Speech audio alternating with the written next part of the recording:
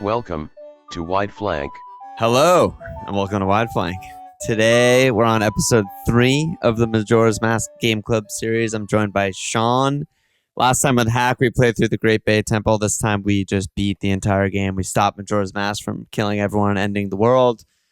The next and final episode will also be with Sean, also be with Hack. Bring Dugan back in there, collecting all the masks, talking about fucking everything, macro view of the game, macroing the micro and microing the macro. And quickly before we dive in, just want to do a little bit of admin. Thanks as always to our Patreon subscribers for helping keep the pod alive. Patreon.com/wideflank. Do us a favor, share the episode, like, comment, subscribe, all that stuff. Thank you. Sean, how you doing?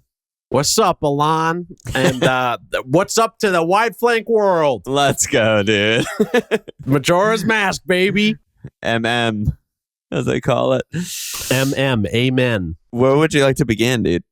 So I got a few high level things. Oh, high level. High level. Yeah, let's do a trickle down podcast. Start from the top. Trickle down. It's how it works. It works. So much like Dugan and Hack before me, I'll say this is my favorite Zelda game, and thus probably my favorite video game. Full stop.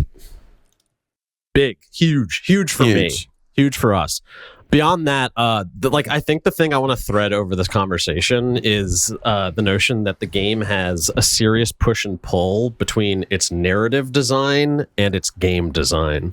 Because you talked about on previous episodes, like weaving in and out of having fun. Like the game has all these shifts between like game moments and story moments, and you're immersed in the Lynchian shit, but then you have to like figure out which bug to put in your bottle. So has that continued through this section of the game for you? It definitely has, and actually just hearing you talk about it, I don't know I haven't done the research yet on the actual like making of the game stuff that I'll do for episode 4, but it almost feels like two different designers working on the same thing. Sure. It's like Sean, like, do the crazy weird shit, and then it's like, Alon, you want to like throw a puzzle in here? And I'm like, yeah, I'm cooking up this like button puzzle that we'll just throw in, and it's like, all right, that's a game. If we have both of those things, that's a game. And maybe there's some blending between like the freaky little statue that you're going to make with a song will go on the button, but then like as we'll find out later in the episode, like I love this video game, but they're like the moments where the narrative and design blend are like kind of few and far between. I think. Yeah. Like it's like usually one or the other. Yeah. Well, that's why it does feel like two different people. It's like, I have this button puzzle to get into the temple, and I need something that holds a button down.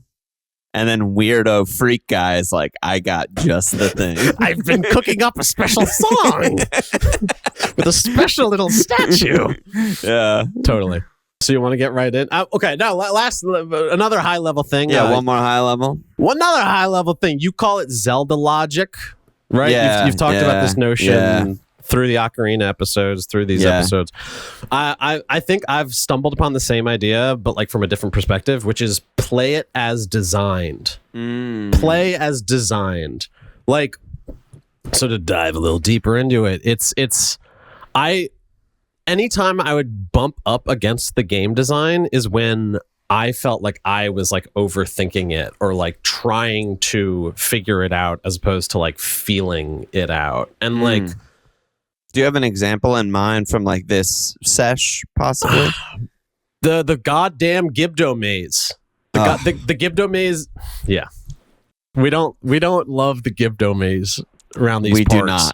We do not. But that was the thing where like as soon as I went down, and we're getting ahead, but as soon as I went down and saw those two mummy men, and one of them said, "Bring me this," and the other one said, "Bring me that," I was like, oh fuck, like I'm gonna have to bring all these guys so many things. I'm just gonna look it up and get a list of what I gotta bring so I don't have to leave the well or whatever. But then the beautiful magic, which we'll talk about when we actually get to the Gibdo maze, is like if you play it as designed, it ain't so bad. Fuck, I'm trying to open my drink, but I can't get my finger under there. Oh! There we go. Yeah, if you play it as design, I understand what you mean. I mean, Teddy has talked about this a lot in past episodes where you played this as a kid, for example. Mm-hmm. It's like the only game you have, right? You're not like distracted by 500 other things like we are as adults. And you just fucking sit down and play. Yeah. You're just like, I'm just going to play. You're not like, you don't have like notes like, I've got to go to fucking Ikana and Stone Tower, go to the bean guy and get a wallet. And like, you're just like, no, I'm just going to like go run around over there. And that is like exactly play it as designed. It's like, yeah. I think it's important to remember, as high-minded as this and the preceding game are, that like they're games. They're playful. They're objects of play. And like a kid, true, a beautiful child who's been afforded the time and space, to just like mess around in a game world for 6 months straight. And like, I think there's limitations to that notion as well too, because like when I was a kid, you know, you get stuck at a temple and then you're done with the game. Yeah, basically. you might just quit forever. Yeah, you might quit, which I think I did. I think I did that in this game back then. Yeah, I definitely did too. Well, because I know that I played it and or had it at some point, and my memory just completely like blacks out past that. Like I feel like I probably like played a little, didn't know what the hell was going on, like couldn't understand what to do or whatever, and was just like, this isn't the game for me.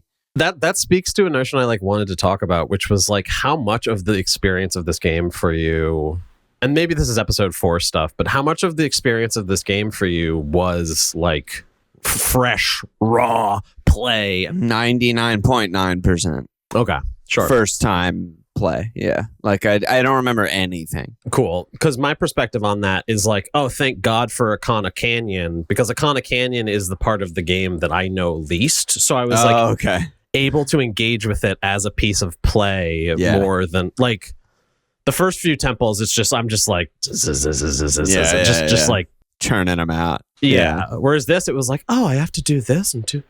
Oh, I don't remember that. That's so curious. You know, and there's like something lost in like repeatedly playing. And I don't want to go too off script, but like I was thinking about it also in terms of speedrunners, that I think like part of what makes speedrunners love playing games is like I can like keep learning new things about this thing that I think I know. Yeah. That's a whole other conversation though. Yeah, speedrunner and the whole ethos is like, did I have to do that? Let me try that again without doing that. You know, it's like skip that so I can get to this, you know, whatever. But yeah, so that's, I mean, Ikana Canyon is sort of where we begin. I mean, I picked up after the hack episode by being like, I literally in my notes wrote tasks to do before heading east. The adult gamer. I'm an adult gamer, and this is my adult to-do list for the game. So I went and I jammed with the band members in the Zora land, and I listened to the old Zelda music in their bedrooms, which is fucking sick. I loved that. I'm glad Hack flagged that. Yeah, it was so nice to hear. So cool. I got the bunny mask through hints of you and Nolan, which I maybe never would have ever figured out on my own, but I got it. It's pretty neat because that like marching. For the listener, the way you get it is you get a mask that looks like a bird from a man in town, and then when you use the mask, you march, and then there's one door in one place with a man with chickens. So maybe there's actually like a pretty intuitive blend there. That it's like the mask looks like a chicken, and also you use it on chicken. I mean, a little bit, but nothing that the man says is like, make them follow you around or something. You know, it's just like he just says like, I wish I could see these chicks become chickens or something, and you're like, cool, and then you leave the room unless you get a note that's like, you know, whatever. But best of luck, brother. Bunny mask, while we're on that topic, go off. it makes you run really fast. It Mhm. makes platforming easier because you're just zooming around.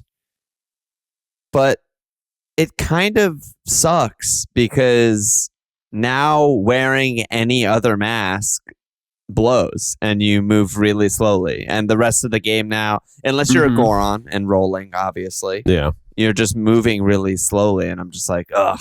And it takes up one of your 3 C slots to put, the bunny mat, and just like, damn it. So deep in my loins, okay, there's 2 things I want to say. One thing I want to get on the record is that, like, Link in the bunny hood is sort of, like, in my mind's eye, like, that is the canonical Link of this game. Because, like, once you have it, it's just like, let's fucking go.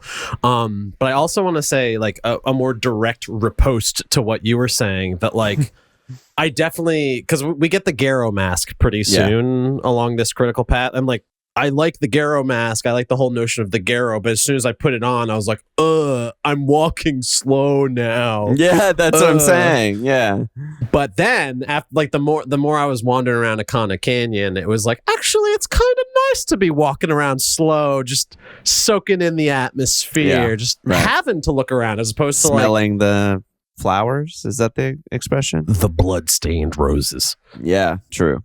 Yeah, so then I head east, right? And that's basically what you're talking about. I already had the Garo mask. I already did the racetrack, like protect the milk. Yeah. Protect, I'm blanking on her name. Protect in the wagon, protect her from the thieves, the milk thieves. Yeah, because the way that's slotted in the critical path is like, that's pre the water I stuff. did that when I went to Romani Ranch the first time, because she says, like, oh, I need to go to town, do you want to come with me? And I'm like, yeah. And then you're just in a protect the wagon little race thing. And I think she has some line that's like, it gets lonely sometimes. Like, it's like, okay, I'll keep you company, babe. Let's go, dude. Let's go. So you already had the Garo mask. Had the mask, so they let me in. And we're in Ikana Canyon, dude. We're in Ikana Canyon. It's wild out there. There's bomb chews everywhere. There's spinning bomb heads everywhere. Those bomb chews, the bomb chews are like deeply fascinating to me. I'm glad you brought them up, Alon, because they're trash. Huh? You don't like them? They're fucking annoying little shits. Honestly, when I had since I got the hearts where I'd take half damage, I was just taking bombs to the face all day. Bomb me as much as you fucking want. I don't care.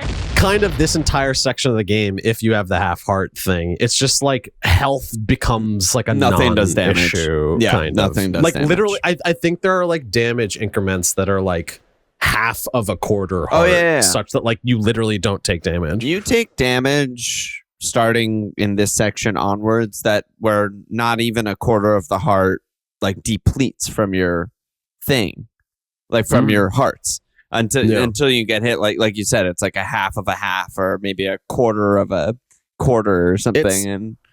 Sure. And to make a somewhat arbitrary connection, it goes back to like I think what you've said on previous episodes about like rupees in the game kind of being fuck off disposable and but at the same time, this game, and I'm not, look, I've said it before, I'll say it again. I love this video game, but like there are some design things that are just like, fuck, like what the fuck is this? Like, and it's the notion of you either have more ammo than you'll ever need, or you have zero. Like there's never any in between, it feels like. And that's true of like health items, rupees. And I don't think that's just like being a big boy who's good at the video game. No. I think that's like, I don't understand what that is, really. I think it's just rushed. I mean, we talked about that with Hayden. Like they were in like a mega time crunch to get this out. And I think the least of their concerns is just like, we need to make rupees feel better. The bomb balance. Exactly. Bomb bag balance. Yeah. But you get into Ikana Canyon. I love the music here. I don't know, actually, I didn't do the research if it actually is from an older Zelda game, but it feels really familiar in a spooky way of like, oh, this feels like a fucking Link to the Past dungeon or something like that when you're just in that zone. Can you refresh me? What does the music sound like in Ikana? Is It's it the just- and it's just like it's like generic spooky Zelda sort of, if that makes any sense. But yeah, it's cool. I mean, I think the vibe of this whole area is kind of cool. It's just like dead zone. Everyone's dead and invisible and shit. So it's a super striking thing and like different from the other regions in the game, which like the other regions in the game tend to like.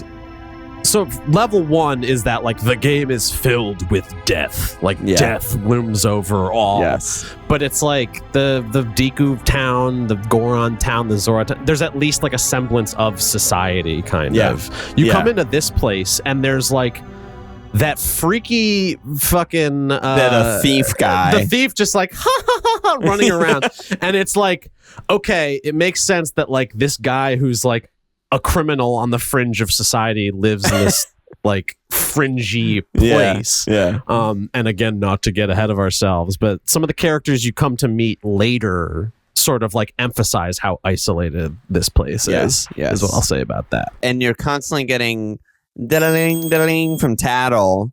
She says, I can sense a thirst for blood looming all around them. You're just like, okay, you know, sure. And she's like, don't you have a mask that like sees the unseen or something like that? You throw on the Garo mask and now all of a sudden you're fighting Garos all the time. Like it's a Pokemon game. Like you walk around and you just random encounter with a Garo. And it's like, okay, shit, here we go. And I think that's like a pretty good example of like a moment when the narrative and game design are sort of at odds, because it's like, it's a little hasty. It feels a little hasty to just be like, hey, there's something around here. But at the same time, it's like the other alternative is wear the Garo mask nonstop in this place, which like that doesn't really. And I love the Garo. I love the narrative design aspects of the Garo, like the way that they like appear and the way they talk to you. Awesome. When they die, what do they say? They say like, although you were my enemy, you were formidable. Or like, and then to die without leaving a corpse, that is the way of us Garo, and they just disappear. Like so it's like clearly there's all this like sick narrative stuff and like art choices made about these characters, but then like from a design perspective, it's like, oh, these are the guys that tell you where to go in this area, and it's like, sure, why not? But like what? Like it. Did you want to bug out here? I just didn't want you to forget to bug out. I mean, I could bug out about the Garo for a while because, like, it's just like a little face in a cloak. It's like the barest of a character design, but it like evokes so much, and like they've got their whole fucking like lore to them. Like just in those two lines, like, although you were my rival and to die without leaving a corpse. It's like, what? Who are? Like, what is this? Love it. Who are these? It's actually guys? 4 little kids on each other's shoulders in a big jacket. Yeah, they tumble over. Little known lore. It's the bomber children from Clocktown. Yes. Oh yes. So you get to the zone. We mentioned the Garo. We mentioned everything's haunted, dead. I wrote in my notes, re-deads are back, but they're called Gibdos. Here they're walking. They're like zombie walking around this house. You're getting cursed by the skull fuckers. You just, you know, you gotta. The use of the word skull. I don't even want to repeat it. I shouldn't say that. I'm not gonna repeat Jerry, it. can you edit that out? Jerry. Yeah, okay. delete. But I'm not gonna edit it out for sure. It's good.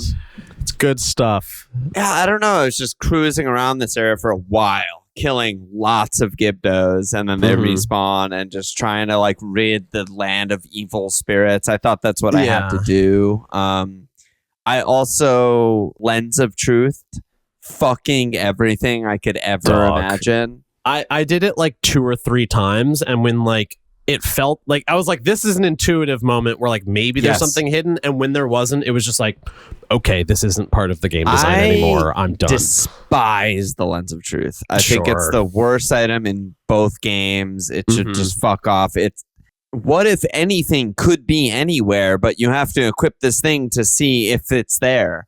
Like and everything in this zone, everyone keeps talking about like seeing and unseeing, and like only the one who can see the truth can blah blah blah. It's like such a Lens of Truth zone. Yeah.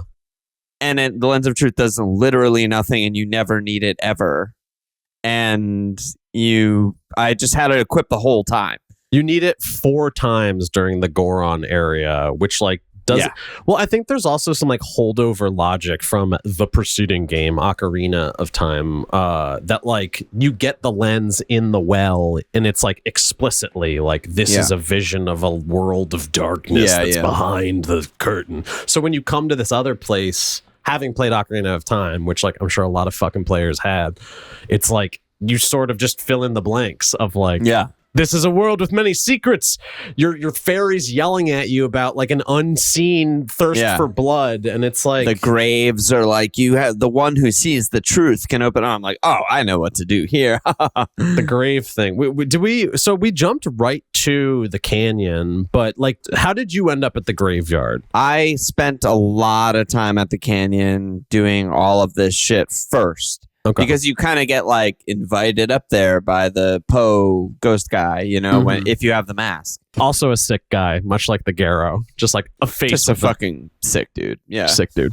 And then once I exhausted every door and everything I could think of to do there, I was like, oh, I never went the other direction. I just went straight up to Ikana, you know. So I was like, I guess I'll go the other direction. And that's where you find Ikana Graveyard.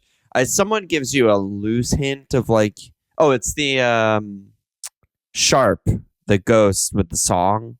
I think he gives you some sort of vague hint of like, I need to find the song in the graveyard, and I knew that I needed to go to a graveyard and find a song. I think like maybe there's also a Garo that's like some like go like there's definitely some like one hints. line of dialogue that's like, in a grave you will find a song. It's something like that, and I was like, all right, I need to find the fucking graveyard, and that's basically, you know, so I made my way to the graveyard, and we chatted then, right? Because I found the big skeleton, and well, it's kind of funny in hindsight, because all I did was like, okay, Song of Healing, no, Oath to Order, no, attack it with like everything I possibly have to wake it up.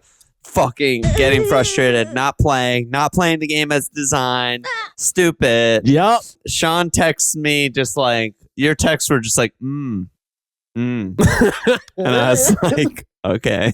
And then you texted me, the clue has been given and received. And I said, I wrote in my notes, I don't know. And then next time I played, I went straight back to the big sleeping skeleton fuck in the graveyard. Sleeping. Interesting. Yeah, I hit start. I went to the songs, and I was like, oh, there's a song called Song of Awakening. I'm a fucking idiot. And I woke him up. And like, did that make you feel smart, or did it make you feel dumb? Because like, I think that's another Dumb. thing that's really okay. Because like that's not ideal. Like I guess I should have remembered that song is called Song of Awakening is kind of like what I'm thinking. I don't know. All I could remember was the lullaby and putting Big Goron Daddy to sleep. I couldn't remember waking someone up. Do you wake anyone up with the Song of Awakening? Who do you wake? Don't, right? You use it to awaken the temple? Yeah, like Woodfall comes up from the water. It's not the same. As always, it's about like the division between narrative and game design. Like it like almost makes sense, kind of. Like it's like almost makes sense. This is also like sort of an episode 4 thing that I don't have flushed out, but like things not being like logical is kind of a funny idea anyway, because it's like, yeah, you're playing a fantasy adventure video game in like a fucked up dream world. Obviously, things aren't like logical, but as a vintage gamer, an old man gamer, I'm just like, wait, that doesn't make any sense. Like, I mean, I want to hear how you caught up to the sleeping skeleton and eventually slayed him, but that pissed me off. Like, I tried that a million times. Like the mechanics of the like combat encounter. Yeah, so you wake him up, and then what'd you do? I think I shot him with arrows. Yeah, like I think shooting him like stuns him and slows him. But again, this also speaks to like what I was sort of getting at before. That's like, I don't know how much of my own experience is like raw intuitive play and how much of it is like kind of muscle memory, which like that makes sense. You know, maybe isn't the most helpful thing to talk about on like just a show about the game as designed. But it's like, this game came out 25 years ago, you know, like it's like, can you walk with me on this one? It's like, can you get in trouble for spoiling the ending of King Kong? You know what I'm saying? Nah.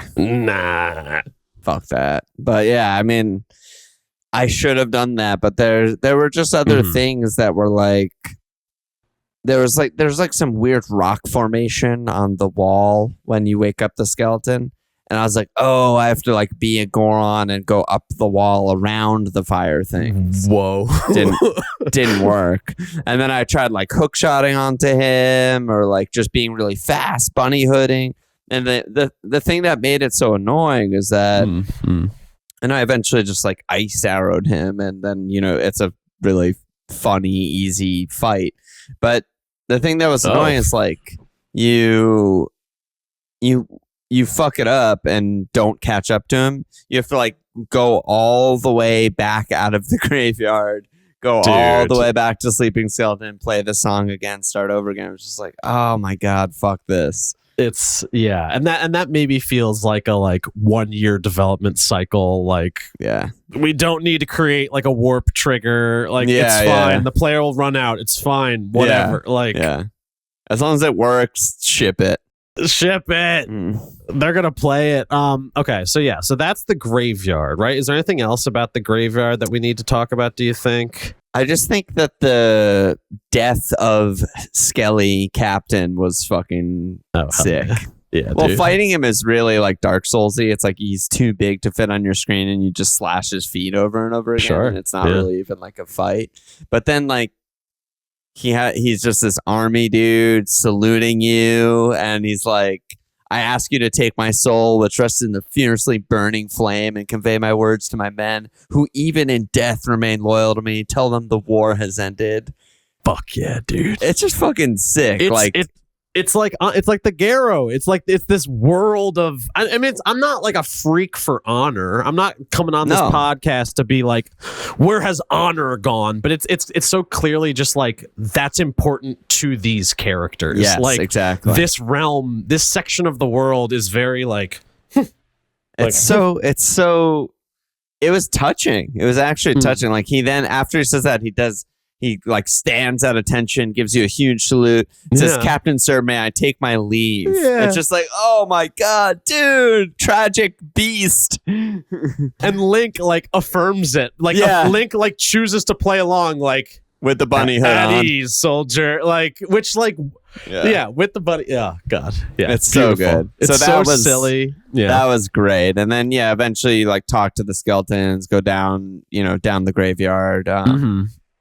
Which was like whatever, but you fight the Iron Knuckle, which I thought was like one of the best fights in Ocarina, and so I'm glad that they brought that back. But it's the exact same thing. Sure. And then you learn the Song of Storms, which also I'm glad they brought that back from Ocarina. Yeah.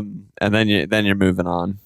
Yeah, I'll say two things. One, I like how playful the skeletons are writ large. Yes. Like, they're like soldiers, but they're grunt soldiers, so they're just like sort of fucking around. Yeah. And if you talk to them while wearing the captain's hat, they're like, sir, yes, sir. Like, they're like, ooh.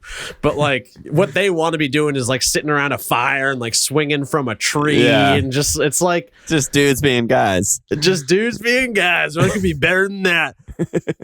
And and I was going to be a little critical of the Iron Knuckle fight, but that might be like big boy gamer mode. Like, I'm curious, what don't you like about it? It felt like nothing to, and I think this is after like playing the Z target design for like 20 years, you know. It was like, it didn't even feel like a fight. It was just like backflip.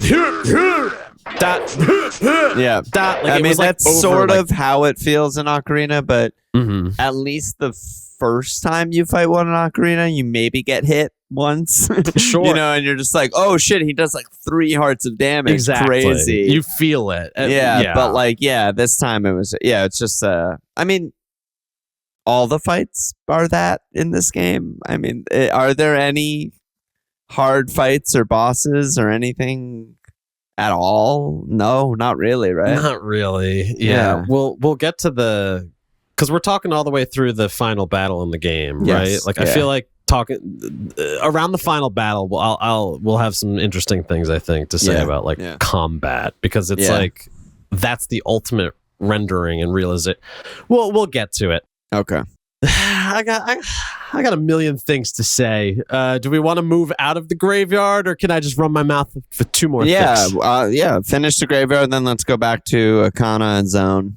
Cool. So Sharp's brother Flat says something about like, my brother sold his soul to the devil. Yeah. Like, there's literally the text "the devil" in this Zelda game, which shit. I just thought that was kind of so cute. Good. Like, just like, oh, the devil. Okay. That guy. Yeah, okay. And like, I don't know if that's like a localization thing or what, but it's also a fun little bit of like the devil's association to music too. Like, I read it as like a fucking devil goes down to Georgia. Yeah, like the 2 music brothers worship the devil or something.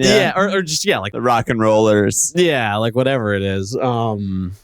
But yeah, it's. I mean, I don't want to riff too much on this because like the idea isn't really there, but it's something about like the game like extending outward, kind of, and like it's not more than a game, but it's like, I don't know. You feel the humanity in this, and I'm popping off. You feel the humanity in this game in a lot of ways that feel like way more extreme than Ocarina of Time, for sure. But then like way more extreme than like a lot of video games. Like, right. That's the short version of the thought that I'll probably go deeper in on episode 4. That's an episode. Stay tuned for episode 4. Like and subscribe. Yeah. So you head back to Ikana. You have the song. You play the song for the brother.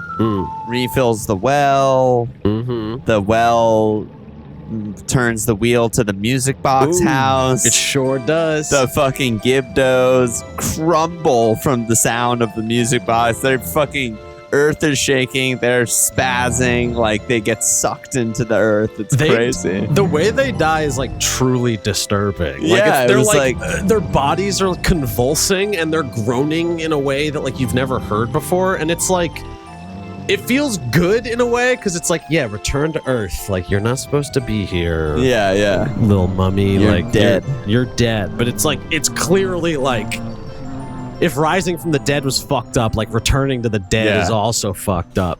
I mean, there's a lot of stuff in this game also, like, not that much in Ocarina, where it's like visibly painful. Right? Yeah. Every time Link transforms, it's like he's in fucking screaming agony.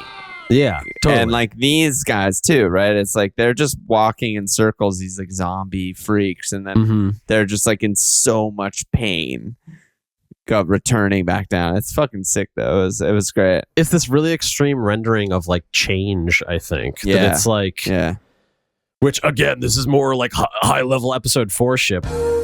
But it's like, this is a game that is very much occupied with change and like movement and like time passes, baby, and like things done changed, and sometimes it hurt. Like it's like expressed in all these different ways. Yeah, totally. It's a fact. Yep.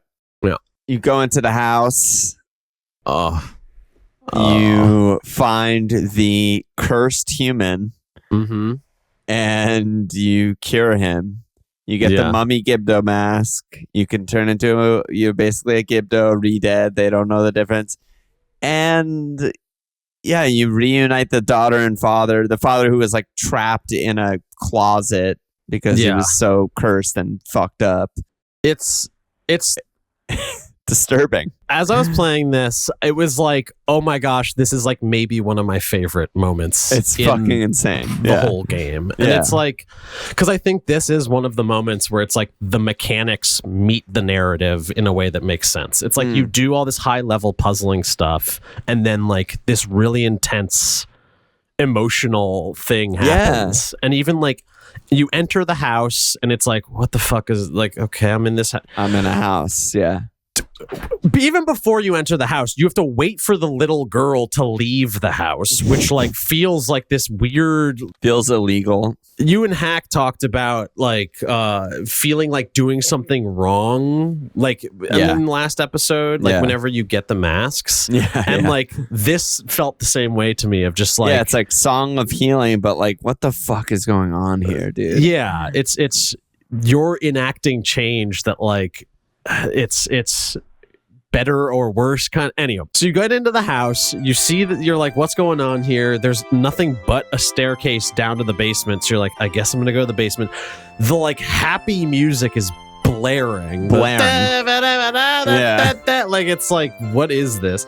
And then he comes out and so I'm popping off, but I'm just gonna finish this thought because it again speaks to the divide between narrative and game design, because it's like it is this like, it was a moment where I was literally like getting emotional, like the little girl reunited with her father, the little girl being like super brave and like being like, don't tell my dad about this, like it's all good. Like the kid says to the dad something along the lines of like, I can't find it, but here it is.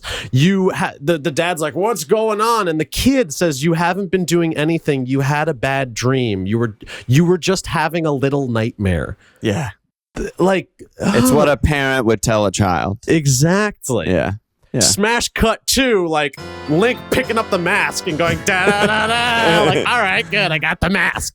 And then I thought the quote was so funny with the mask too. It like completely removed me from the moment, but in a funny way. It just is, this mask was once the hideous face of Pamela's father. It's like, yo, kind of ripping on fucking Pamela's father. It's not that bad looking. He's like kind of deliberately goofy looking. Yeah, so it's like holy shit. Yeah, that's fucked up.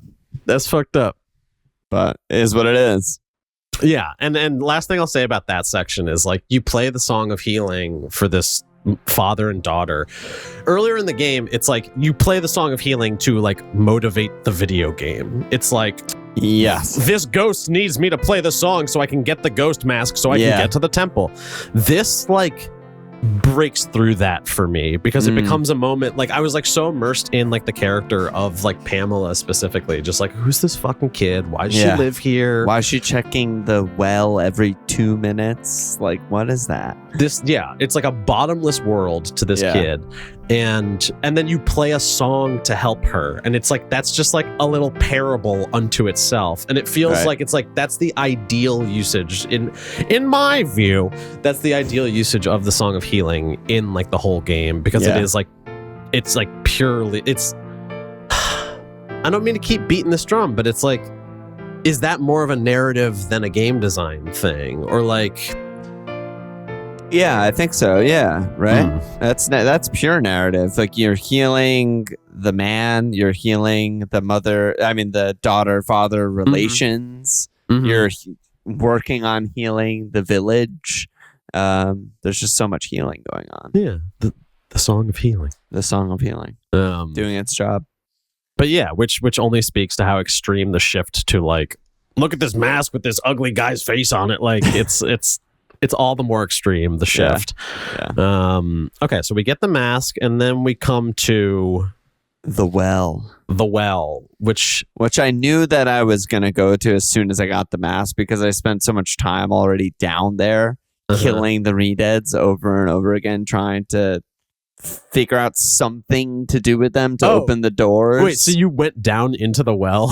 I'd been in the well for 30 minutes already. Just like, okay, it must be like fire out, fire out, fire out, fire out. Like just trying to like, I can't even say fire arrow fast. Fire out, fire out. Just killing. It's just like, this just isn't working, you know? And I was like, all right, I eventually gave up. Got this mass. And I'm like, okay, now I can do some stuff. You can talk to the Gibdo. I can talk to them because they think I am them. And this part fucking sucks. I hated this part. Yeah. I don't know what to say.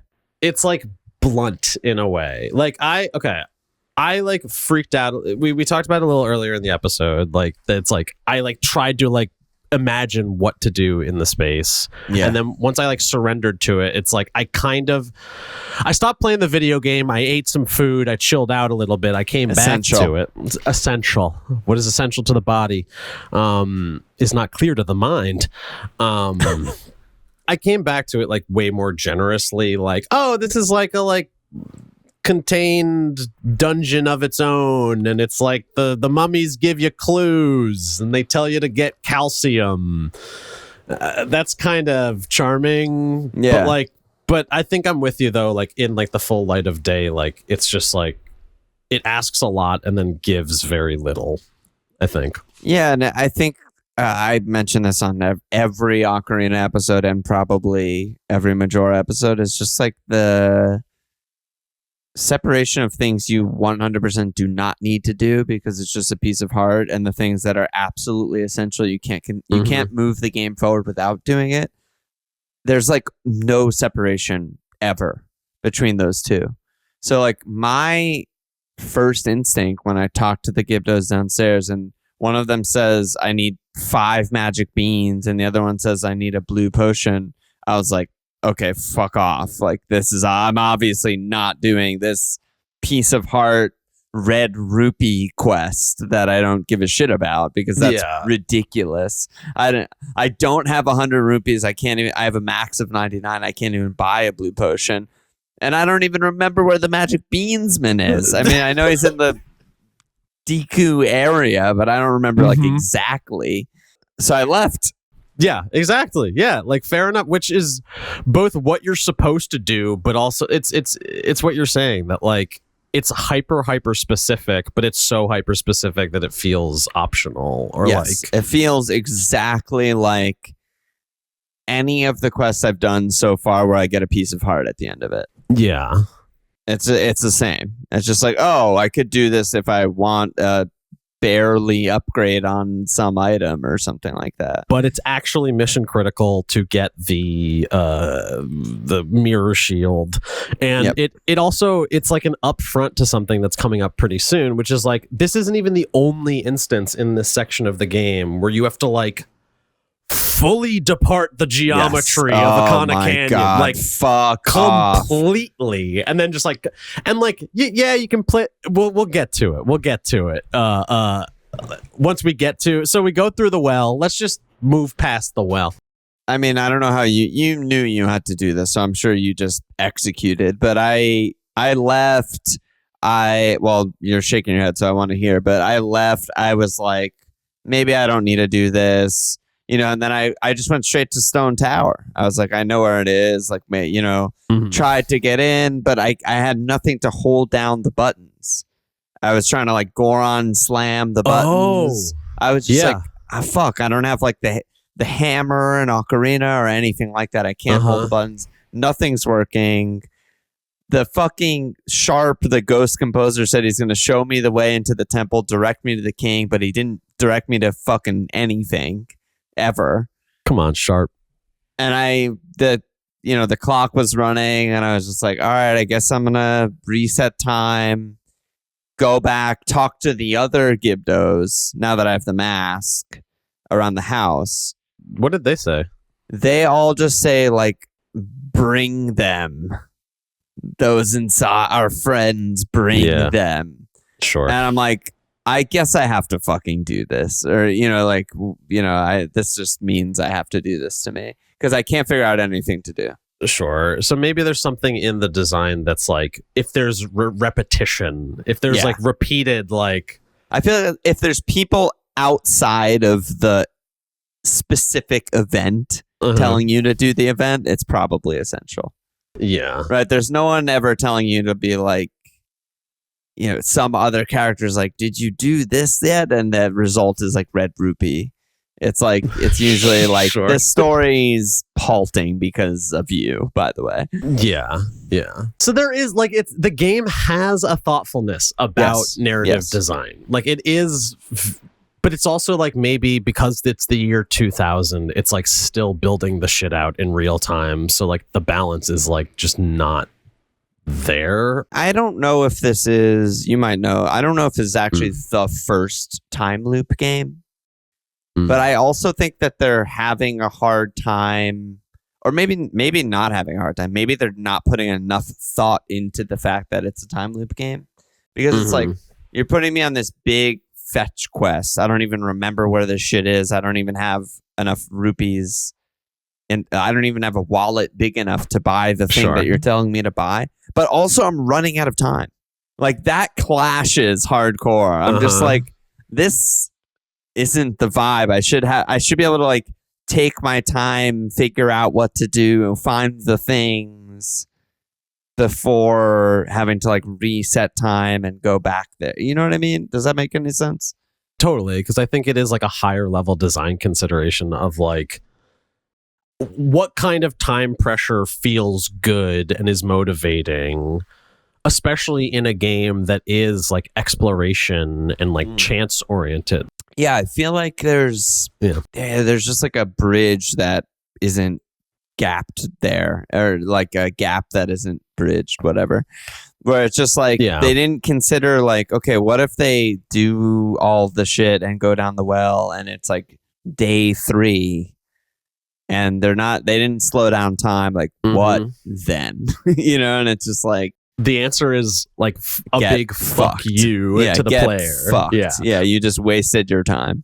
Because I don't think game designers, for the most part, like want their players to be mad or like pissed. Yeah, right. like because I don't know the Dark Souls games too well, but like me neither. Okay, so never mind. Just forget it. We don't need to use them as a reference. I played Bloodborne. I think on the Bloodborne episode, didn't you say some shit though about like not feeling the satisfaction of victory? Like, yeah, I didn't.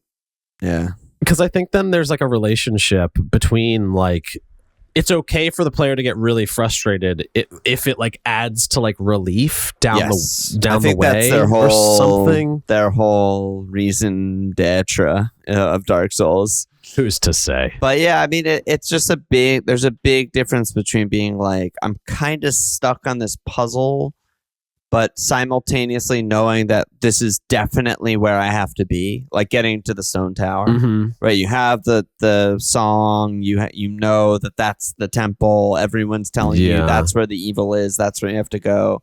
And you're like, fuck, I can't figure this out, but like, I'm gonna figure it out because it's where I have to be and it's Zelda and they're going to help me figure it out in a way. But like when it's stuff like this and it's just super vague and you have no idea if you have to do it or don't have to do it, you have no idea what you're even looking for at that point.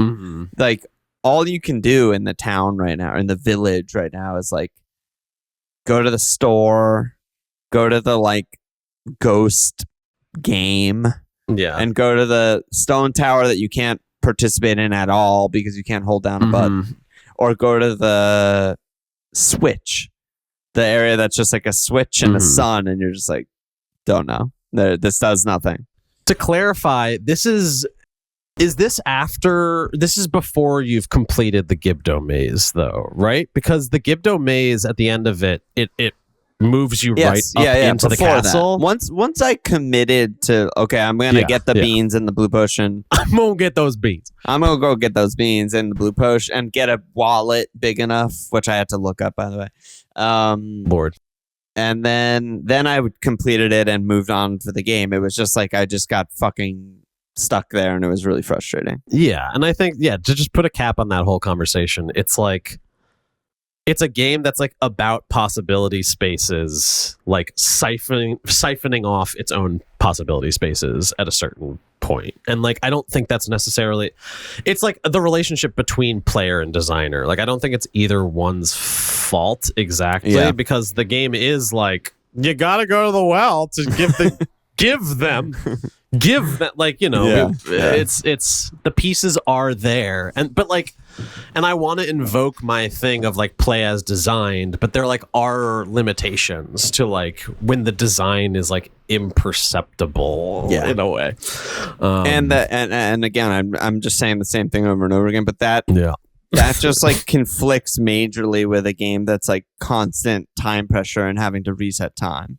Like if the solution to the problem is, well, just talk to everybody and they'll steer you towards the well eventually. Mm-hmm. It's like, well, I don't have that luxury right now because there's like 5 hours left and I need to reset everything. So your brain starts to like make calculations kind of that.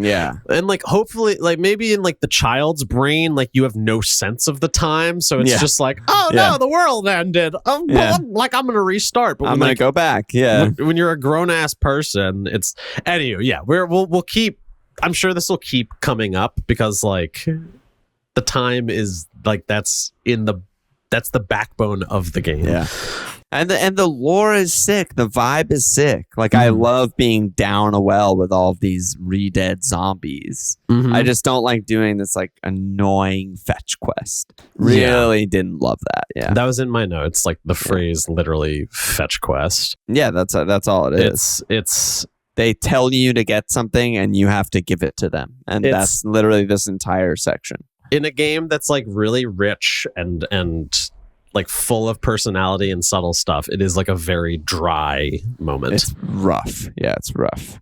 So moving on from such dryness, Sorry, not I feel sorry. Like we could go on for another, like, because I think it's like we're done. Ikana Castle, Ancient Castle of Ikana. Yeah, got its own tune. You know it's going to be important. It's got to be a mini dungeon or something. You get some clues. You know, a hole by more Garo guy. A hole can be opened in the ceiling of a particular room in Ikana Castle. Cannot be broken without an explosive with incredible might. Here we go again. Might need a powder keg later. Hopefully not, because I really don't want to fly back to Clocktown and get a powder keg. But they wouldn't do that. They wouldn't do that to me. Why would they do such a thing to you? Why would they make you completely exit the geometry of this space to go get some item from like 10 hours earlier There's no chance for the third time that you've ever used it? Yeah. I love this video game, but it's like, it is a video game with a million little choices, and some of them... Okay, so we're in the castle. Don't love some of them. You have the mirror shield. It's so cool looking. Yeah. I love the face the mirror shield. It's so cool. The face, it just like melts the re-deads and like the hands, and like it's just cool. Yeah, I'm glad you flagged the hand thing, because like I was like maybe gonna talk about that. It like that alone is just like such a like, it's like a surprising unnecessary thing. It's just like, oh, these are hands of darkness. Yeah. Obliterated by the light. It's like, just, they're in Ocarina too, and you just the light just makes it easy. Nice and easy. They're like especially disturbing. So it's like, The castle's kind of whatever. You just get through a couple not challenging puzzles until you're confronted with the area where you need the powder keg. Yeah, I mean, well, before we move on entirely from the mirror into yelling about the powder keg thing, which will basically just be the same conversation as the Gibdo thing of it's just so specific. It just is what it is. The final thing I want to say about the mirror shield is that for the rest of the game, when you're playing as Link, you just see a face going like, in the back. It's so good for the rest of the game. Yeah, and like if there's any sunlight, it just reflects off your back. Yeah, totally. Yeah, I love that look. It looks so cool. It's a really sweet little choice. Yeah, it's really, really good. All right, so that's the mirror shield. Okay, so we honestly, dude, I don't even want to talk about the powder keg. Basically, you have to fly away and reset shit, buy a powder keg, go back, go through the fucking shortcut, blah, blah, blah. Open it, you get to the boss. I don't want to talk about it. It's fucking bad. They made a mistake. I'm going to play devil's advocate and say that at least, when you use a regular bomb on the cracked thing, it wiggles. Yeah. It goes like... It does wiggle. If you slam on it with Goron... Yeah. So it's like, okay. But it was a moment of... I mean, I know you don't want to talk about it. We're going hater mode on a game I love. I think they phoned in a lot of this shit. I gotta say. I think this end game, Ancient Castle, the Well, we'll get to Stone Tower. I think they kind of were rushed and just phoned some shit in. It's aesthetically super strong. Yes. But then design-wise, it's like... It's not even... Because I almost just said, like, it's like pure design. But pure design would be, like, elegant. Like, Yes. It's this entire section of the game, I think, is just like, this leads to this, which leads to this. So you have to do this, to do this, to do this. Exactly. And then, like, someone in the non-existent Slack was like, hey, we haven't used powder keg in a while, and they're like, throw in a powder keg. And it's like, yep, we need like we need buttons here, throw in a button. And just to bring some positivity in the conversation, there are moments when like bringing it back feels good. Like when you find a Deku leaf, I think there's a Deku leaf in the castle, and it's like, I've got access to this. Love like, that. Oh, remember this I whole can thing? fly. Yeah, like it's a nice little reminder of like, we designed this entire play system and haven't used it in a while. And the big difference is you always have the mask. Sure. Right. You don't have to fly back to town, reset time, whatever, to get the mask. It's just part of your kit.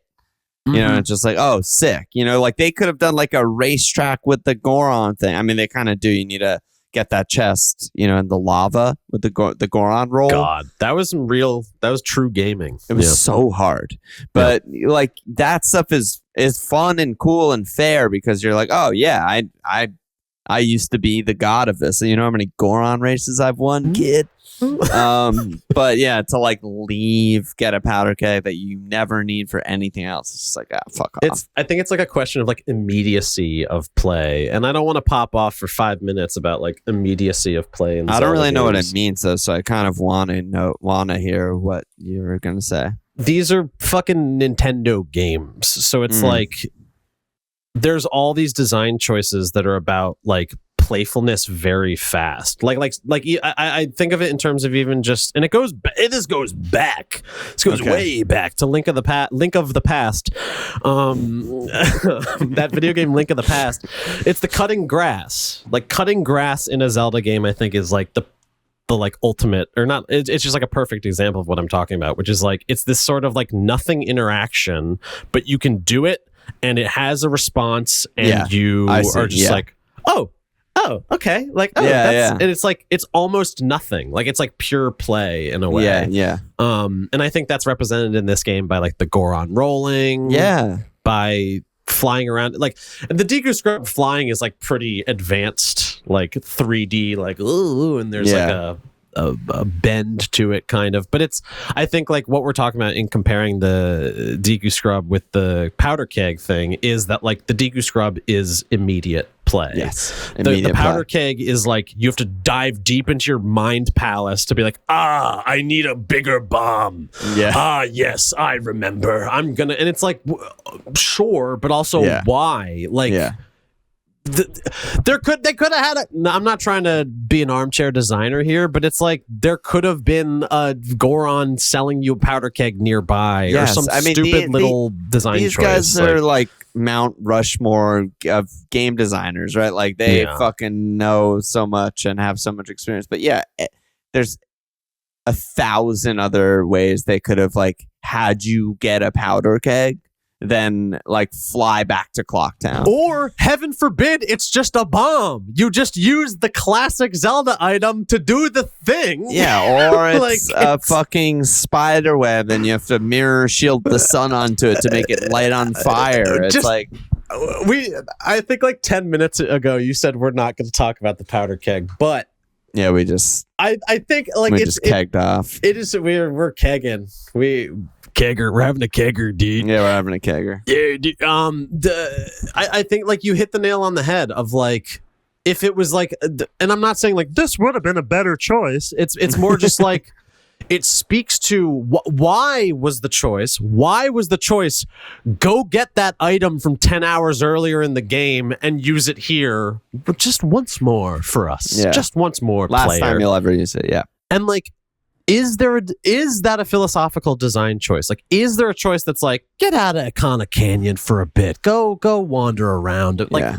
I don't think so. There's just it's just lazy. I think it's just lazy. It's just they just threw it in there. I mean, because there's also like if you use bombs, arrows as like other items that you have, I think it's appropriate to be like, I should probably have some bombs and some arrows before I enter area totally. X, right? Because you use them all the time for different things. You can fight enemies, you can blow up walls, you can light stuff on fire, you can freeze stuff with these items. Mm-hmm. Powder keg is very well established at this point that you will never need this. You did the Romani Ranch thing. That's the only thing you'll ever need it for. It was already pretty oblique with the Romani Ranch thing. It was already like, okay, fellas, if you say so. I'll use it. Yeah, you know what? I'll use it. But that's it. And so, that I want to move on, though. I fucking hate this thing. I'll try to open up the conversation a little bit more, but the things you're saying totally resonate with something I was writing, which was that like blowing open a hole in the ceiling of Ikana Castle made me think, oh, bombs barely. And I was writing this note before I realized it was the powder keg. It's like I saw the cracked hole and I was like, oh yeah, there's bombs in this game. Zelda games have bombs. Yeah, bombs. Classic. It brought in some fun, like some genuinely fun ideas, which was like, oh, like, this game is like stretching what it means to be a Zelda, and like the bow is like hyper emphasized. It's the game wants you to do subtler stuff, like stuff that's more dynamic than open a hole where you see cracks. The game wants you to like think about heat and cold and photos and sniffing mushrooms, dancing for people, seeing invisible platforms, flying out of a flower, swimming through rings. That's the list. It's like this I think you just gave me a spoiler, by the way. But wait, which one? Sniffing mushrooms? Oh, I have the sniffing mask. I'm about to go sniff some mushrooms. If you haven't sniffed a mushroom yet, I don't think you're ever gonna sniff a mushroom, brother. Yeah, it's that's a super oblique thing that doesn't fucking matter. So it's just like whatever. Good. No spoiler. It's truly it's not a spoiler, but it's like, anyhow, the game has subtler stuff in it than go get this big bomb to do this big thing. And like usually to just like shine the sunlight in, like usually the game is like super intuitive and like super playful with that subtler stuff. Like, ooh, I could heat this thing up and ooh. Yeah. Eventually you do blow the hole. You fight you fight the boss. Eventually you'll get there. And you face off the boss, and which is like fine. I mean, I think the lore is cool. Mm-hmm. I'll show you what kind of thing like true darkness really is, and the skeletons are all laughing and creepy and shit. But like easy fight. You just stand in the sun and hold your shield up for the most part, and you learn the song though, and the song is cool. Yeah. And for those who haven't played it before, you play this song, and it leaves this weird statue of you. What do you think? Oh, dude, when I first saw Link's face on the statue, it was like so weird and creepy. I loved it. It's so good. It's a fucking choice, I think. Yeah, like it's I think it's like kind of deliberate. Like it's what did I write? I said if it looked more like Link, it would sort of be dull. Like it would have less personality if it was just like a carbon copy. And like the game is so much about like uncanny valleys and like masks and perception that it's like, it's a fucking weird. Like the artist who rendered that face wasn't like, nailed it. That's our Link. That's a replica. As if they didn't like have the model already in the Nintendo hard drive. Like they Yeah. could have made it a replica very easily, and they were like, "No, it has to be soulless and fucking weird." Yeah. Yeah, I could zoom in further on that because like the Link statue is this weird fake version, and the other statues are kind of like more accurate or They're like more similar. yeah, like it's who knows exactly what it is, but yeah. The Link version sort of looks like if Link had died and someone played the Song of Healing to dying Link and then got a Link mask. A Link mask, like I'm That's the what it looks hero. like. Yeah, Yeah, hero exactly. boy mask. Yeah, exactly. And this is a weird little note, but at a certain point, I had the impulse to talk to the Link statue. Like I summoned the Link statue and then was like, I should talk to it, right? Which like I don't know why. That's scary, but it worked. Yeah, like I don't know what that is. Dude, I tried to move it so many times. Oh God. One of the button puzzles, I kept trying to be like, can I pick this up or drag it or anything? You can't. You just have to play the song again. We're gonna get sucked back down into the darkness again, because I'll tell you right now that the Elegy of Emptiness is again like a design element that's used like 3 times. Yeah. Such that it's like, what? Anyhow. Also, I'm too old and brain dead to remember the songs. When the songs that are more than 3 notes, I'm like, fuck. So I literally wrote it down. Like I had on my second monitor, I had right, left, right, down, right, up, left. Oh my God. And I was just playing the song over and over and over again in the button puzzle. I had a genuinely positive thing to say about it, which was like it felt more intuitive than not. Like it's like do it. Like it, it was a good one. It's a heater. It feels kind of like a fighting game input. Like there's like some logic to it. It's a combo. But it's like a little too long. It's not repetitive. Yeah, the song animation's too long and slow for something that you're gonna play like 30 times. Yeah.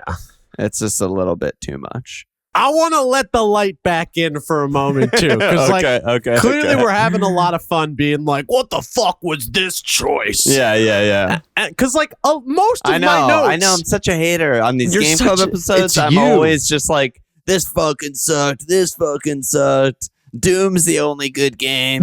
I mean, hey, it's true. Prove me wrong. Just to say some nice shit, because like my notes are mostly just like, "Oh, this is so interesting." Oh, I'm listening. But it's mostly narrative stuff that I find interesting, and like some of the design stuff is either like, yeah, I know how to do that, or it's like, what the fuck was that? Like, to simplify it, when you leave the after you defeat the king and you're leaving the castle, the music cue is ripped out, so it's silent as you're leaving the castle. And I was like, I can't believe I missed that. Yeah. It's like pretty subtle, and then like when you go back in, it starts up again. But it is this very deliberate cue moment of like, oh, okay, like there's death beyond death, and there's change. Yeah, and we also didn't even talk about like I love the character how like full of character the skeletons are. Like, yeah, they're so funny, and I saw like in a spoiler. Not a spoiler at all, actually, but I just saw like some other post about it. Like, if you wear the marching mask, the little skeleton soldiers like do this funny march with you because they're so like fucking. Oh my God! I didn't know. If you wear the captain's hat, the zombies dance for you. But if you wear the marching hat, the soldiers march with you. Yeah. See this. This is why we gotta let the light in. They threw in so much cool shit. I know. It's like, all about... This game is all about the flavor.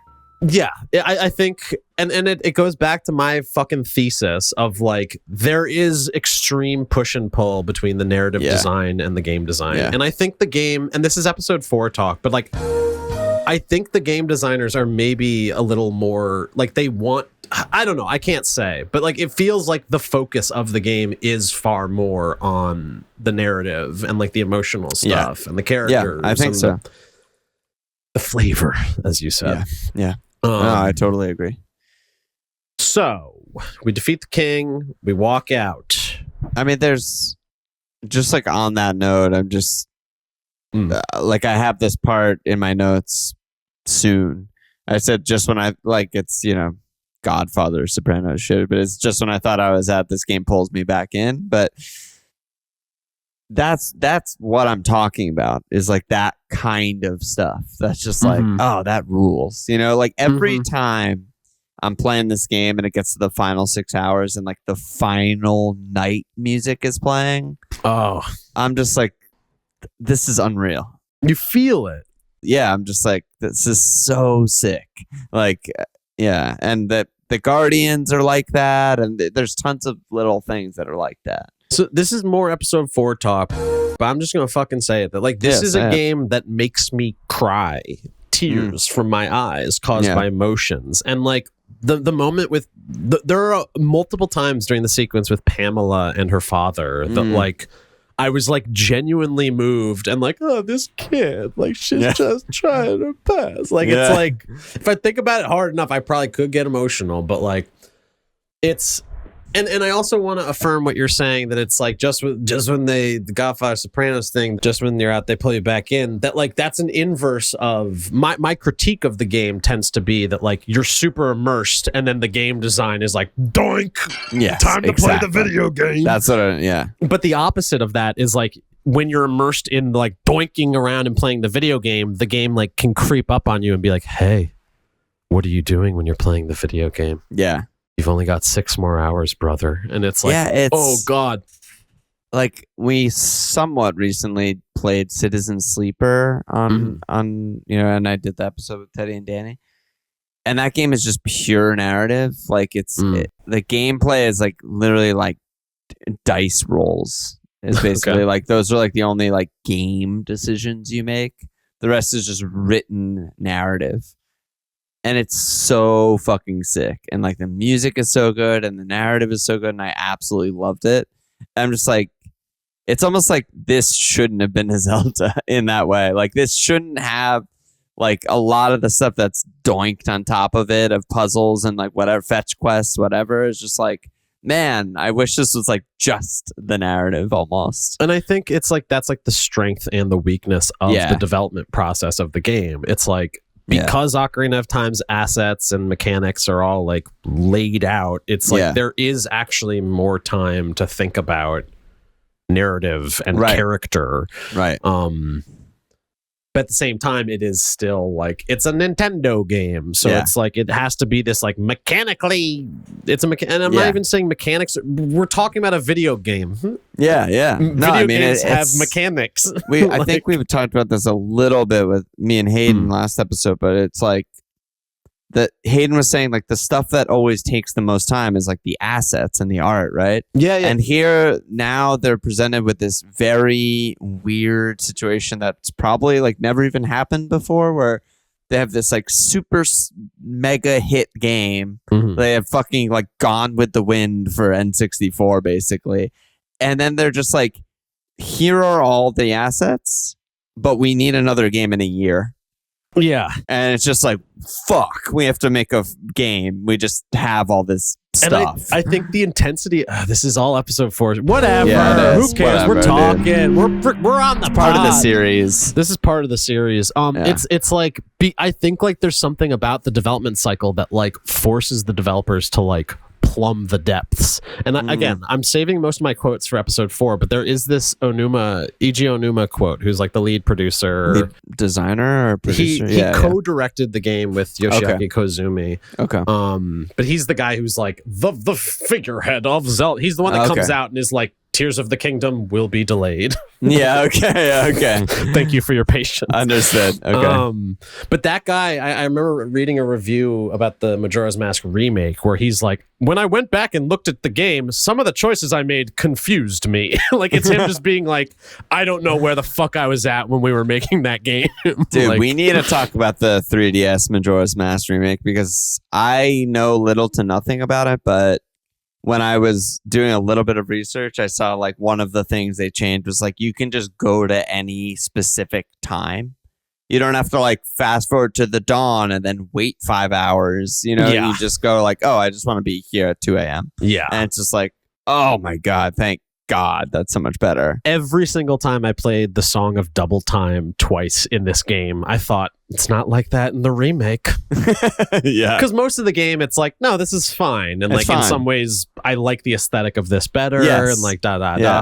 But that's one that's just like a pure design mechanical. It's just like this is a pretty easy fix. Yeah. Like this is what everyone wants it to do, basically. Yeah. It's And waiting is stupid. waiting is stupid.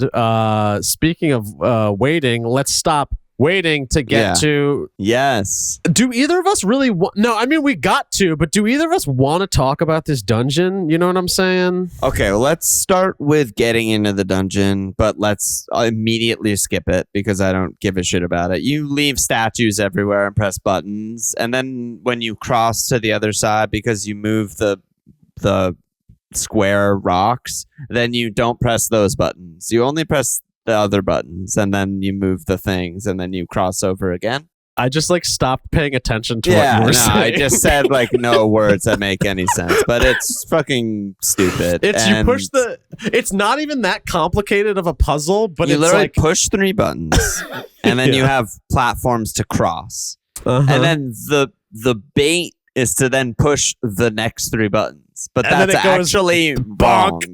Yeah.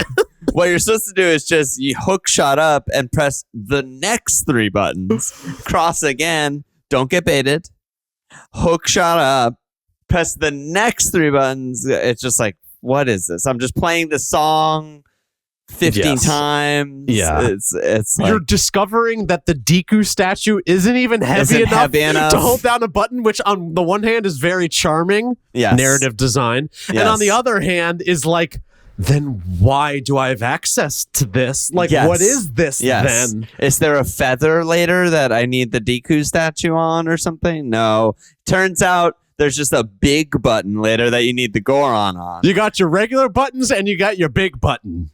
There's no small button. There's no light button. There's one big button.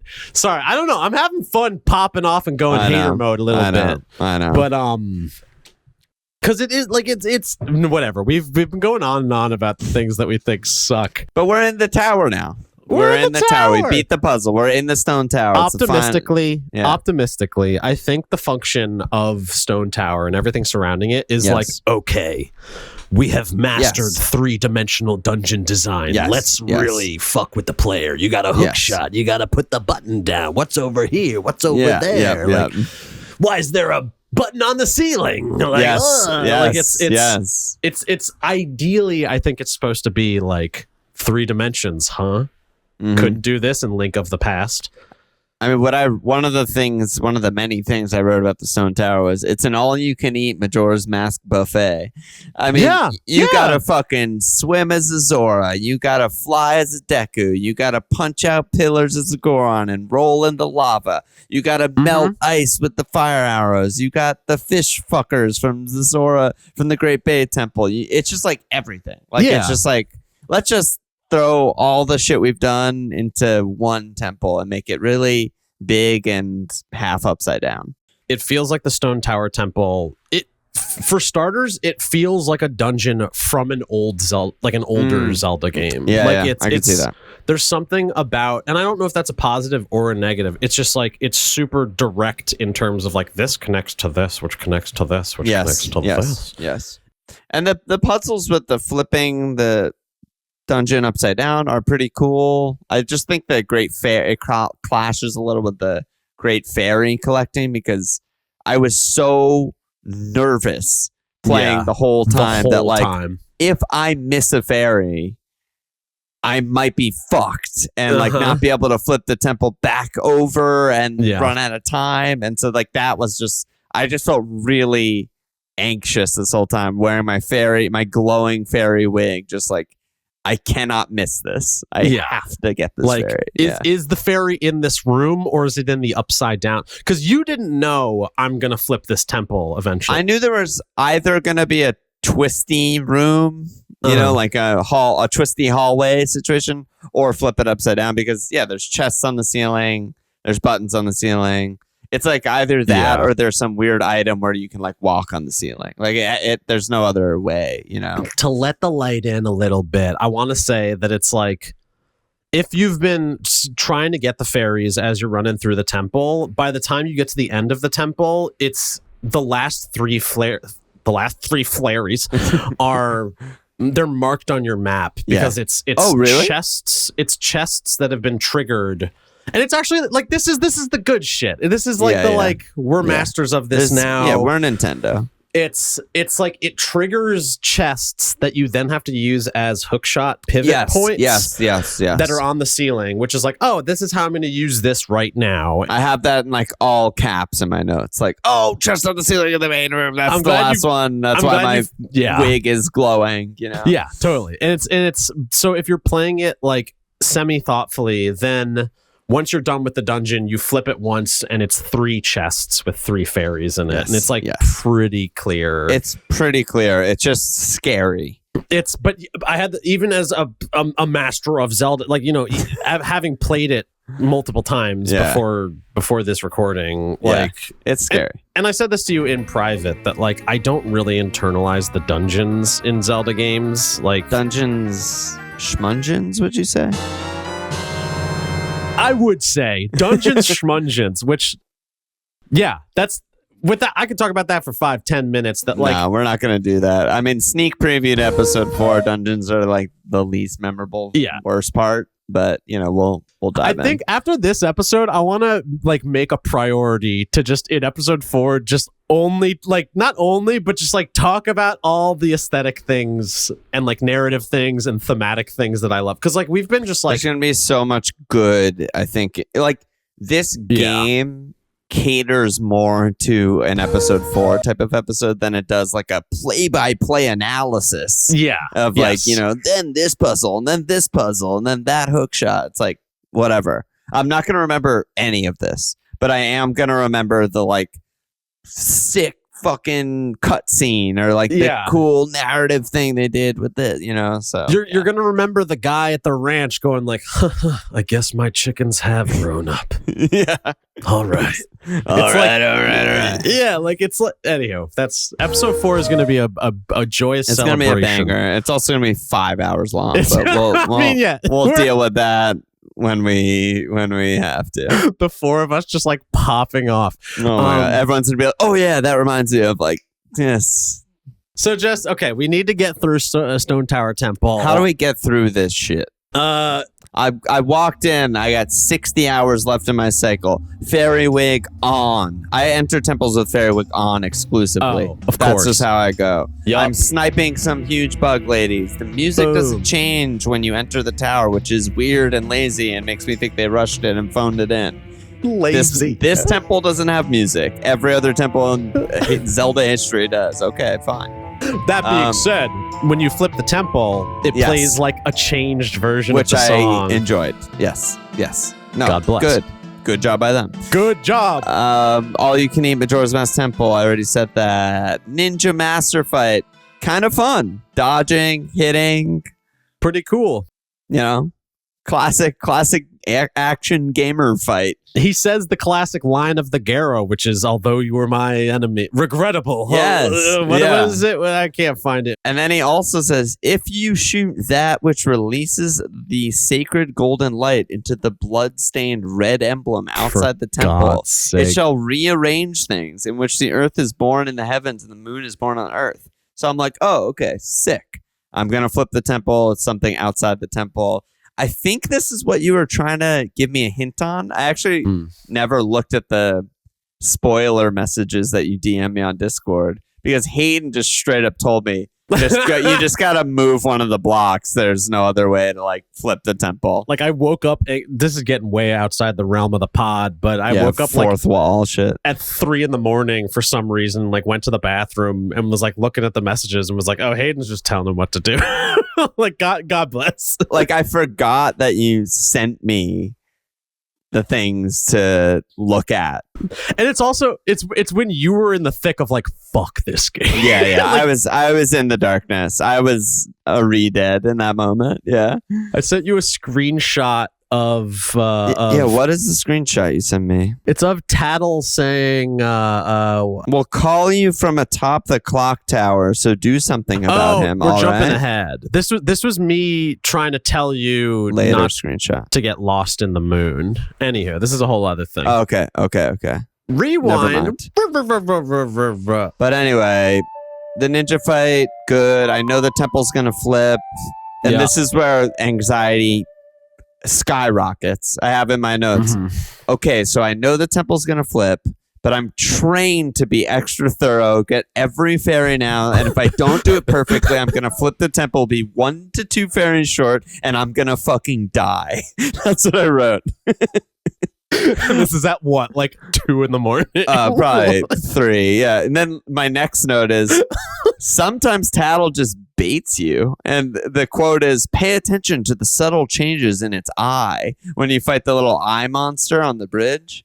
But all you do is shoot it in the face with light arrows and it dies. The subtle change is if you shoot it with the wrong arrow, it closes its eye. Like, that's not So subtle. So subtle. Insane. subtle stuff. I'm just gonna throw in some positives. We'll do one more note before you get really positive about it. While I'm beating Majora's Mask, and the Animal Well episode's probably already out for those listening at home. All I was thinking is, Animal Well basically, you haven't played, right? Not a touch. You get this 2D map. This isn't a spoiler at all, but there are items you get that let you put markings on the map. Cool. It's so nice. Like, Yeah. I wish, like, playing an upside down weird temple where I'm so scared I'm gonna miss a fairy, and not being able to just mark, like, there's a chest here, there's a button here, there's fire here, there's blah blah. It's like, oh my god, I've never realized how much I'm gonna miss that in like other games, the way Animal Well does it. This isn't going to play over audio, but what I'm showing Alon right now is a screenshot from my phone of me having taken a photo of the map and written a message that says, come back here, flipped for treasure chest. I thought that was like actually in the game, and I was like, I can't believe I missed that. No, That's it so was good. I had to take a photo with my Earth World camera phone and then write a message on like the picture. Jerry, clip that. Here's a nice thing. The Bombchu are an ideal creature for this space witch flips. They climb wherever they please. True. Their perception is completely different from our own. Can you imagine the POV perspective of a Bombchu? Scary. Terrifying. That's what like most of my notes are. Is just like, oh, isn't this interesting? Ooh. But like the actual material of the game is like, what the fuck is this? Yeah, I know. Like you're either in it or you're not. You're in it or you're not. But when you flip the temple, the vibe changes, the music changes. It's much cooler, I think. Yeah. It's just like fucking, because all of a sudden you're walking on these, walkways, and the clouds, skies below you. That's fucking sick. And if the sun is out, you see the sun below you. The sun rises up. It's so cool. Yeah, it's all really sick. Mhm. And the puzzles are cool. I think like there's like the air pump room, which is like a little clunky, kind of annoying, but kind of cool. Then there's like the flip the room to get the square into the whole puzzle. I'm gonna go hater mode again. Okay, go for it. Because the note I have, I don't know where it is in my notes, but what I wrote was like the notion that there's a push block puzzle in this temple that made such a show of like we can summon statues to go out. Oh, The fact that they created like not now, this is a different kind of switch was just like yeah. But I didn't even think of that, but it makes sense. it is fun and novel in a vacuum. Like it's a wonderful little room. Yeah, it's a cute little I do puzzle. like it, but like in the broader abstract, it was just like, why do I have a song that lets me put stuff on any of Yes. No, that's true. I didn't think about it because I saw the thing and I saw the other thing and I was like, oh, I need to like move it around and flip and dip, But then you fight the bat guy, Gomesh. I don't know how to say his name.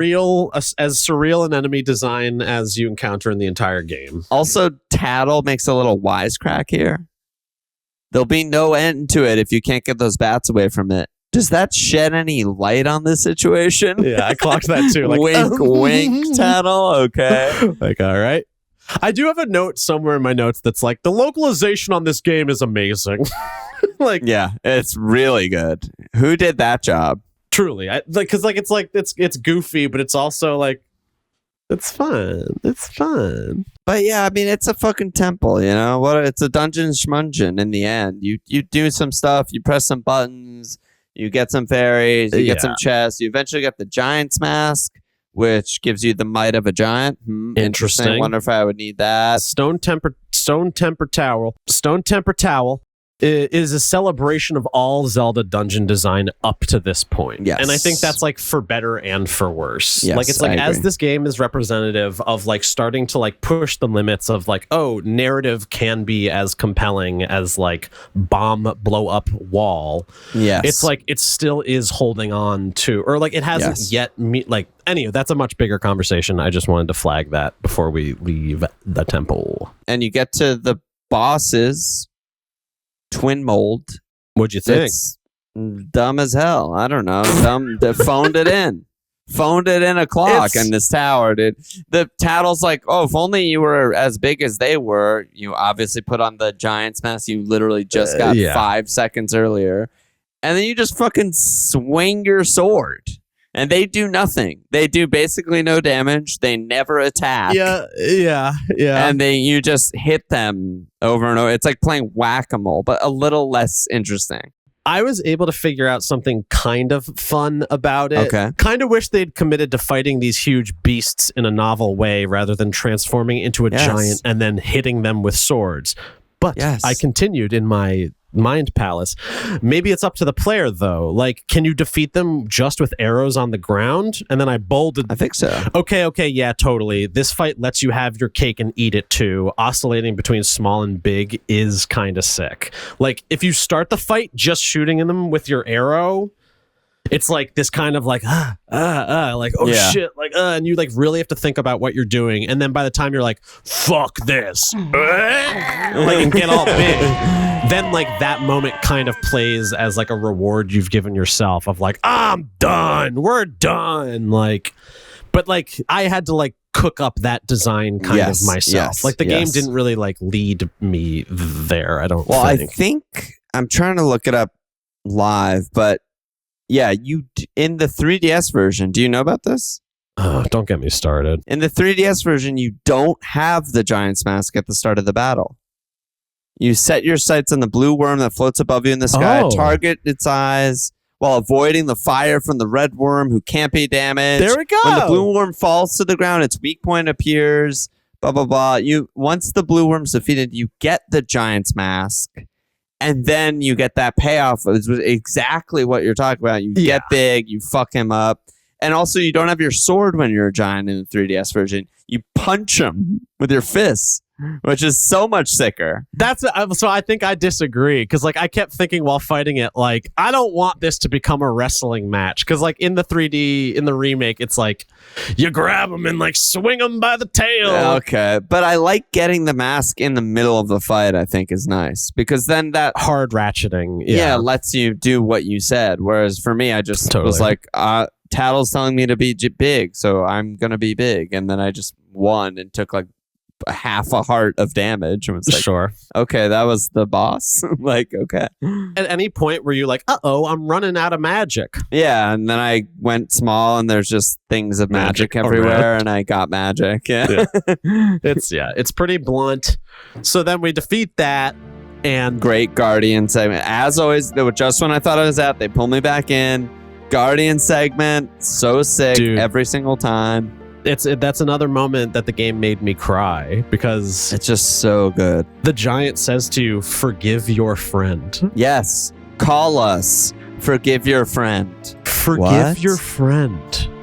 Like, the game that just had you turn into a giant and smack a big sandworm from Beetlejuice or Dune with a just hit it like it's like this stupid fucking fight, and then the game says the idea, forgive your friend. Yeah, it's so good. Those two things have like less than nothing to do with each other. Yeah, I immediately in my notes was just like, forgive who? Skullkid, the masked salesman, Navi, Tattle. Like, I was just like, oh my god, please forgive the masked man. I mean, he's brought Majora's here, you know. Sure. Is he your friend though? I mean, is anyone my friend? Hey, man. But it's beautiful. It's terrific. It's beautiful. Yeah. It's really good. So, and to that point, I labeled the next section here, "Time to Forgive My Friend."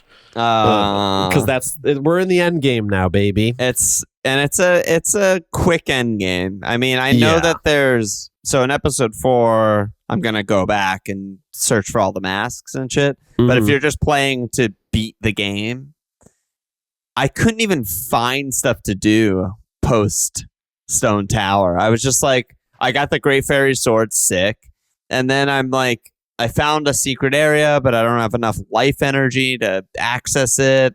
Can't think of anything to do. Just gonna reset time and go fuck Skull-Kid up. That's literally what I did. It's the last hour of the game. It's like 20 minutes of that hour is just like waiting for the clock to go down. I just fast forward. Yeah. And then I'm just waiting for the clock. Yeah, it's just like ridiculous.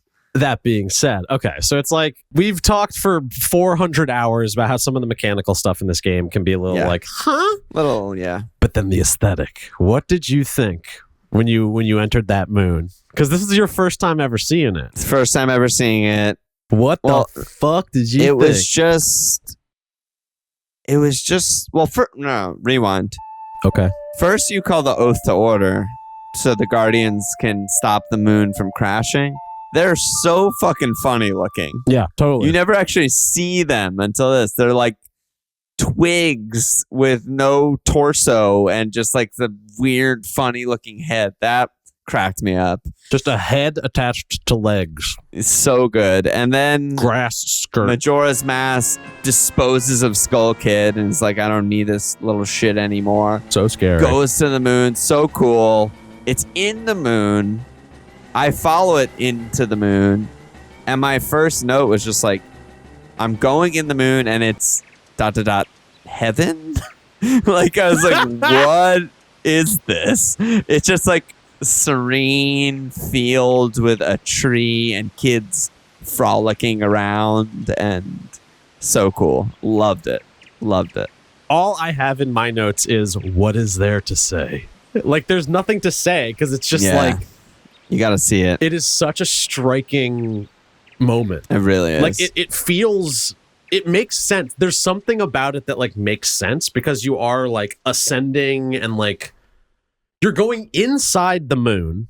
Yeah. Which is like bizarre. Yeah, you're not on the surface of the moon. No. You're inside the moon. Yeah. Like, can you imagine like just Link standing on the surface of the moon? It would be like, because this is a game that like where we've already like descended into different, like this is a shadow world within a world that we kind of know. And then we like go deeper within and it's like more open than you could ever like. It's crazy. It's like pure, I don't even know exactly what the symbolism represents, but it's like abstract, beautiful, $100. It's just, they just made this decision. Like the easy decision was just craters and rocks and moon and dark. And it would have been fine.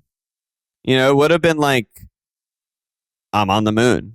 But instead they were just like, let's just surprise them and make it fucking the exact opposite of that. Yeah. Literally opposite. And so it's like you see this tree in the distance. And so as much as we're going on about it as an aesthetic thing, it's also like a pretty effective design thing too. Because it's just like the tree is literally the only thing in the space. It's the only thing. And it takes a while to get there, even with the bunny hood. It's just like, I guess I gotta it's far away. And so you're just like running through the most beautiful field you've ever seen. Just like, what's gonna happen when I get to that? What am I fighting the mask, or is the mask even here? And then what do we? I want you to describe this because I've internalized this since I was a boy.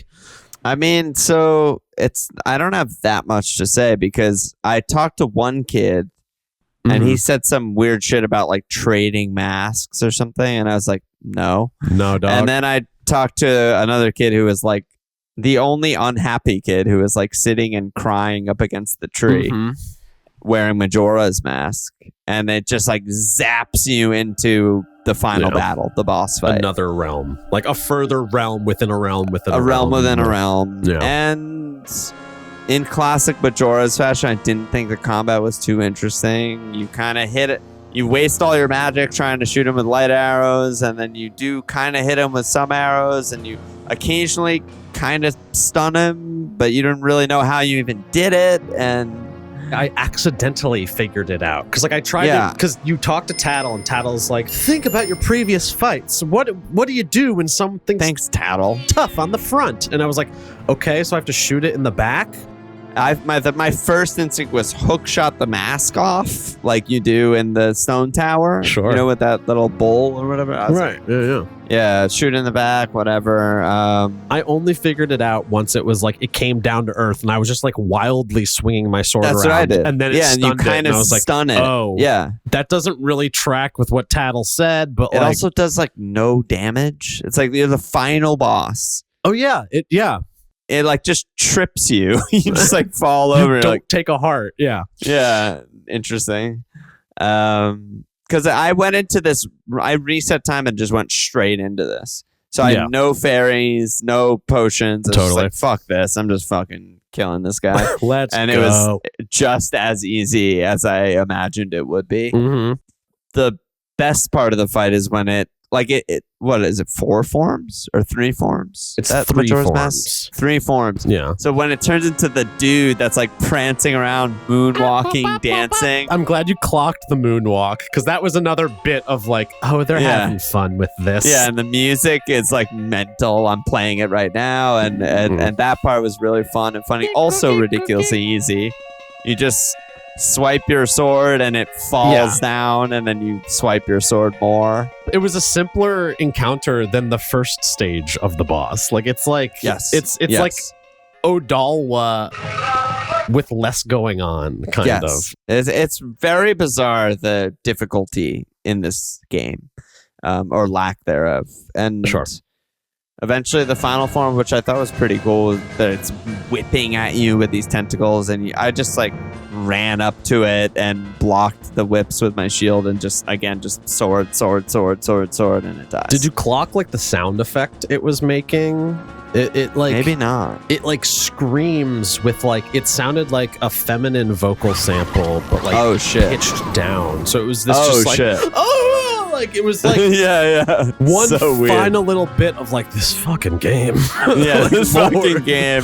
Tentacles everywhere. Like it's just like fucking hell. Like get away from me. As much as we're complaining about the design, it still like delivers like an unforgettable sort of like unforgettable. This is something. Yeah, exactly. So it's pretty straightforward though. You just pretty straightforward. Yeah. You just whack it with your Great Fairy Sword mostly. Yeah. And you win. And then thank God we get nothing but aesthetic, narrative, good vibes. Talk to me about the credits. The credits, the pre-credit sequence, like the actual pre-credits and then credits. The revelation with Skull Kid like feels like this isn't like a TV movie podcast or whatever. I'm not trying to just be like, wow, that character beat. But like truly, when Skull Kid realizes like, oh, my friends hadn't forgotten about me, like that idea fucks me up so deeply. Like it is such a true idea of he's how such like, a tragic little kid. Yeah. He's just a lonely child who's like, that's all he is. Yeah. It's dawn of a new day, and you get the white background. With the white background, you get the story. Yeah. And he's all excited. He said, what does he say to Link? He says, I mean, I'm just gonna read everything Skull Kid says because it's all fucking heartbreaking. You guys, you hadn't forgotten about me. You still thought of me as a friend. And then the giants are just like, oh, yeah, they're doing their thing. And then they like walk away, and it's like, okay, so like Skull Kid knows that like they still care about him, but at the same time, it's like, yeah, but we gotta go still. Like, we gotta go back to our homes or something. We gotta go protect. It's what I wrote was that it feels like a somber ending, or like it's a more emotionally complex ending than like now Skull Kid gets to be with his friends. It's still like his friends still have to go. But he doesn't feel abandoned, and I'm not trying to make myself emotional. I'm trying to stay cool. Yeah. But like that idea of like, yeah, your friends like have to go do other shit. Like it's okay. It's okay, man. Yeah. Right. This is what Skull Kid says. He says, I thought they didn't want to be friends with me, but they hadn't forgotten about me. Friends are a nice thing to have. Could you be my friend too? Oh, and then he smells you. I like the smelling. Yeah. It's like the game. Yeah. Yeah. Just like that. He is that kind of freaky weirdo that does like shake his head like this and walk up to you and smell you, because you can see that persona behind Majora's Mask. But like Majora's Mask just made him evil, but like it was still Skull Kid, if you know what I mean. The mischievous. Yeah, still a little mischievous and weirdo who tilts his head and like will smell you, but he just has like too much power and is evil. It's not like pranks that are bad. It's not the kid that's bad. It's like exactly. the kid completely out of control. Like it's hurting himself and everyone around him. And exactly. And that's something, I mean, we're wrapping up the episode, so I don't want to dive too deep, but there is something about like every once in a while the game will be like, everything was fine until that kid showed up. That feels a bit like game designy. Just like Ikana Canyon apparently didn't have ghosts in it until Skull Kid showed up, which was like, it had ghosts. Well, come on. The best part about that was it was Ikana Village with literally one house. It's like there's like a fucking stone tower over there and an ancient castle that's abandoned because everyone's dead. And then there's the house. It's the logic starts to break a little bit, but but anyhow, the ending is beautiful. He's all excited to play with Link. And then the happy mask salesman appears. Oh yeah, fuck! I forgot to write that down. Yeah, what does he say? He's like, "Oh, the evil has left the mask or something." Yeah. First of all, he says some weird shit by being like, so the evil has left the mask after all," which like made me feel like, what? See, do you want the evil? You little freak. You wanted the evil? You want the evil? But then he actually says something that like reaches through the video game and is like, "Okay, player, go live your life." I'm just gonna read it. "Shouldn't you be returning home as well? Whenever there is a meeting, a parting is sure to follow. However, that parting need not last forever. Whether a parting be forever or merely for a short time, that is up to you." Dude, I was reading that last night and I was just like, oh my God. Yeah, I was soaking in that. I was swimming in that, and I forgot to write it down because I was so soaked. But it was great, dude. Loved that. What was the shit you said earlier about the skull fucker? Yes, I was skull fucking that earlier. Good Lord. It was just hitting, dude. Yeah. Yeah, it is. I mean, this is one of my episode 4 notes. Little sneak preview is just, where is it? I thought I had this in a note. Somewhere I have a note somewhere that's just like, why did the masked salesman have this and want this? And then why at the end is he like, so there's no evil in it? It sort of feels like he really likes tuna from the can, but he doesn't like that it says like dolphin friendly on it. Like he wants a little bit of dolphin in there. You know what I mean? Oh, sure. He's it's kind of bad. Yeah. He's like he's not an edgelord, but he's like he wants to get into that shit. So then he walks off a little bit and then literally disappears. And credits roll for a very long time with a music compilation playing. Yeah, it's showing everybody living their happy lives, everyone you've helped. You know, sort of rebuffing a notion that you and Dugan talked about in the first episode, full circle. The notion of that it's kind of heartbreaking every time you reset time because you sort of internalize. And I internalized that on this playthrough without even like thinking about you and Dugan talking about it. That like when I was crossing the riverbed after like turning time back in Ikana Canyon, I realized, Pamela's dad is like fucked up again. Yes. She's now having to deal with this again. Scared, trapped with a fucking weird zombie or something in her basement closet. Yeah. Like just as a hyper... It's not cool. It's not cool. But then the final ending of the game is like, no, everything that you did is now permanent. Good job. And Skull Kid engraves you and him holding hands being friends on the tree. It's so nice. So nice. And then the game kind of freezes and you have to close your emulator if you want to see if it loads again. But yeah. I'm like my Nintendo Switch right now, if I turned it on, it would just be like the end screen. Yeah, like, okay. I was like, can I do something now? I don't know. Beautiful video game. A beautiful game.